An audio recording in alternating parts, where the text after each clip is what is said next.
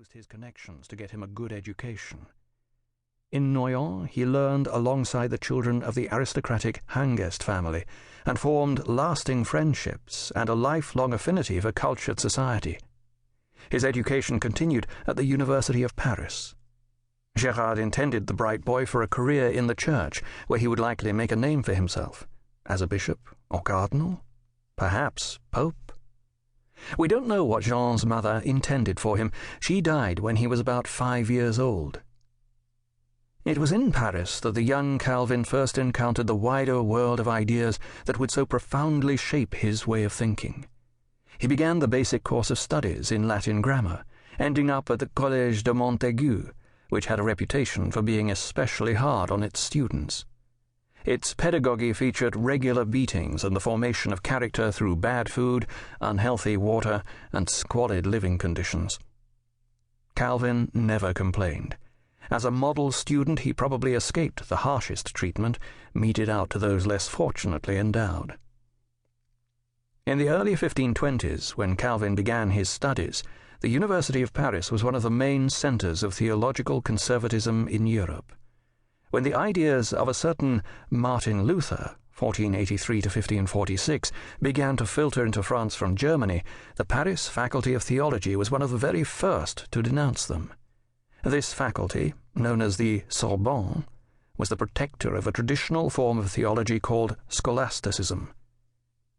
In addition to Luther, the Sorbonne also was quick to denounce other reformers whose writings either directly or by implication rejected traditional forms of theological thinking. Although Calvin was not a theology student in Paris, he certainly must have been exposed to some of the Lutheran ideas that had made their way into the city, as well as to the attacks the Parisian theologians made on this new heresy. Since he was bound for the priesthood, it would have been natural for Calvin to make his way to the Sorbonne and a course of theological study. But his father, who was in the midst of a quarrel with the church authorities back home, changed his mind about his son's career and saved him from ordination. Instead, Gérard decided that his son would go into law. So, always obedient to his father's wishes, Calvin took the main road south from Paris to Orléans, where he began to study law under the celebrated scholar Pierre de l'Estoile, 1480 to 1537. Then he headed further south to the Academy of Bourges. Andrea Alciati, 1492 to 1550, an Italian humanist teacher of the law and a star to rival l'Estoile, had just arrived in Bourges, and Calvin wanted to see firsthand what all the fuss was about. At this point, his studies were as much literary and historical as they were legal, which is to say that Calvin had been bitten by the bug of Renaissance humanism.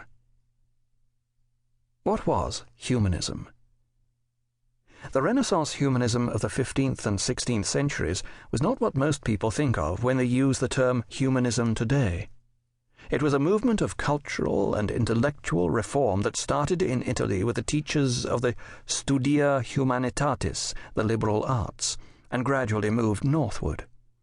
When Calvin was in school, humanism was a strong force in intellectual circles in France. It was favored by the king, Francis I, 1494 to 1547. His sister, Marguerite of Navarre, 1492 to 1549, who protected humanist reformers in her court from their conservative opponents, such as those at the Sorbonne, was a special enthusiast. The most famous humanist of Calvin's time was Desiderius Erasmus, 1469 to 1536. The most celebrated French humanists of the period were Jacques Lefebvre d'Etaples, circa 1450 to 1536, and Guillaume Boudet, 1468 to 1540. Both Erasmus and Lefebvre were well known for their biblical scholarship. Humanists were interested in reviving the literary values of classical antiquity. They believed that the medieval period had been a time of decline.